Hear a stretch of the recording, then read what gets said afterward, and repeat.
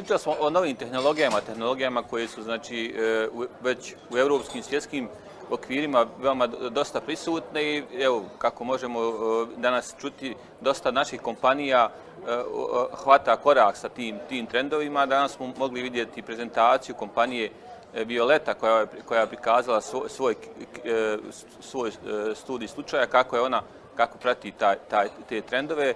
Zatim smo mogli da čujemo i pogledamo kako je to uradila AS grupacija. Rukovodilac službe IT sektora, gospodin Semir Sjedinović, je to objasnio i pojasnio učesnicima. Zatim smo priču čuli od firme Logosoft, zatim od firme Aeronet. Mi smo sami početaka počeli da puno ulažimo u IT sektor, jer znamo da bez dobrog hardvera, bez dobrog softvera je nemoguće da firma dobro posluje. To je za nas nervni sistem jedne kompanije. 2012. godine napravili jedan veliki iskorak kada smo potpisali sa Microsoftom ugovor o implementaciji Microsoft Navisiona. Tada je to bilo u našoj kompaniji Vispak Visoko, danas je to prošireno na svih 9 kompanija u našoj grupaciji.